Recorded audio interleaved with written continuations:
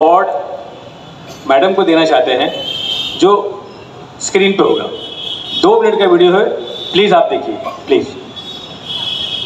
हकीकत है कि हम लोग ख्वाब ही देखते थे और उस ख्वाब को बड़ी ईमानदारी के साथ, जैसे आज मुशीर भाई ने कहा कि मुख्तलिफ पार्टी के भी लोग यहाँ मौजूद हैं, लेकिन उर्दू के लिए सब इसलिए आए हैं कि साउथ बॉम्बे में पूरे अगर उर्दू के लिए कुछ हुआ है पहली बार तो यशवंत जादव और यामिनी काइक है। और उर्दू वाले उसकी जबान के अंदर एहसान मानने का जज्बा पाया जाता है। बेशक तो हम आपका एहसान मान रहे हैं।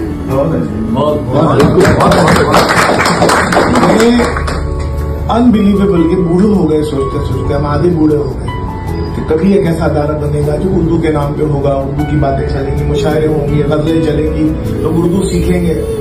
लेकिन इस ख्वाब को जो है ये 2 शख्सियात ने पूरा किया, तो हम लोग सबसे पहले तो उसका शुक्रिया अदा करना आपके पास है। दूसरा जो चीज है, नए जमाने में मोबाइल की वजह से जो रिप्रेजेंटेशन इस कॉज के लिए मोहतरमा यामिनी जादव साहब ने किया, लाजवाब है।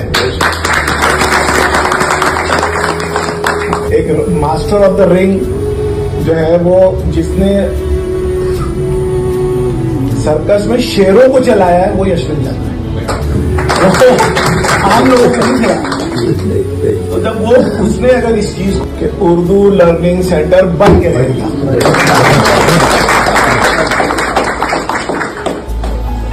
अध्यक्ष महोदय, पहिली गोष्ट, उर्दू ही कुठलीही मुस्लिम भाषा नाही। सिखा गई पद सिखा गई हमको जो सीख सिखानी थी, बुंदेले और बोलो उर्दू ही एक भाषा आहे। आणि दुसरी गोष्ट, माझ्या विधानसभेचा एक मिनिट ये मांगनी आपने करनी चाहिए थी, आपने करनी चाहिए थी जो एक हिंदू महिला कर रही है। आप अभी चुप बैठो और मेरा गौर सुनो।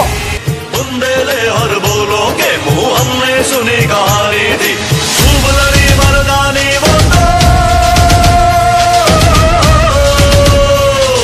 खूब लड़ी मर्दानी वो तो झांसी वाली रानी थी।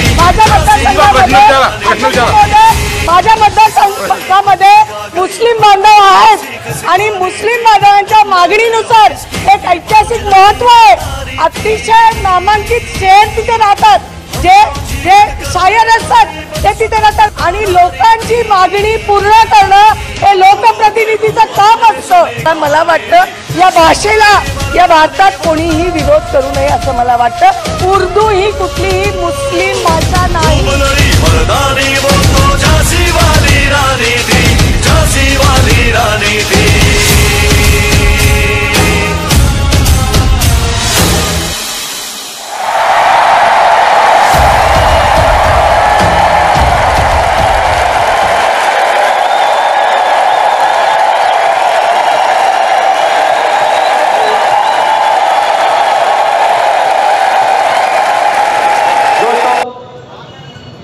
आपने जो वीडियो अपने सर की आंखों से देखा है वो इस बात का बय्यन सबूत है कि इस इलाके के लोगों की बड़ी देरीना ख्वाहिश थी कि एक उर्दू लर्निंग सेंटर का क़याम किया जाए।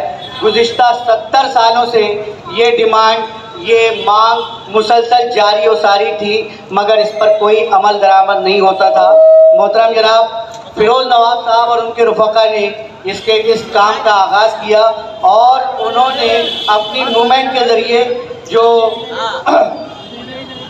काम शुरू किया था वो आज बाई क्लब फर्स्ट की जानिब से और दीगर तंजीमों के रुफ़क़ा ने मिलकर मोहतरमा यामिनी यशवंत जादव मैडम से इस बारे में बात की और आपने देखा कि असेंबली में किस पुरजोर अंदाज में यामिनी मैडम ने इस मांग का मुतालबा किया है। उसी पुरजोर अंदाज में तालियां होनी चाहिए जिस अंदाज में यामिनी यशवंत जादव मैडम ने उर्दू लर्निंग सेंटर की डिमांड की है।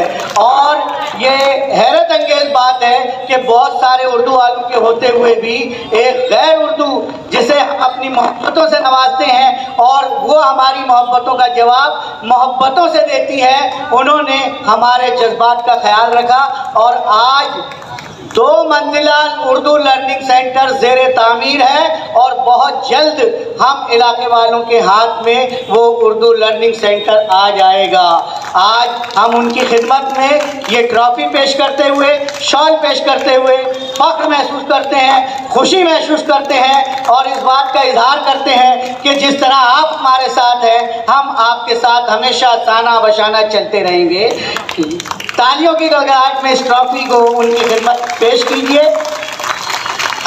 मोहतरमा शबनम अली साहिबा, जनाब सरफराज अली वकार साहब और जनाब फिरोज़ नवाब साहब, जनाब फिरोज़ कमाल साहब, जनाब मुशीरत साहब, हैदर खान साहब, ये तमाम लोग उनकी खिदमत में ट्रॉफ़ी पेश कर रहे हैं। बहुत खूब मंजर है, ऐसे लोग जो अपना राज धर्म निभाने के लिए हर तरह की कोशिश करते हैं, बहुत कम पाए जाते हैं। मैं यामिनी यशवंत यादव मैडम का यामिनी यशवंत यादव मैडम का न सिर्फ शोरा की तरफ से, न सिर्फ उदवा की तरफ से, बल्कि पूरे हिंदुस्तान के शायरों की तरफ से उनका शुक्रिया अदा करता हूं कि उन्होंने ये बेहतरीन काम अंजाम दिया।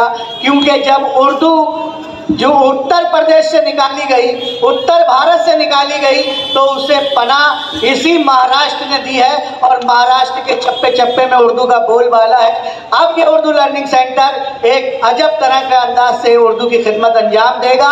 आप लोग तालियों की गड़गड़ाहट में उनका इस्तकबाल कीजिए, उनकी तकरीर सुनिए और उनका कलाम भी सुनिए।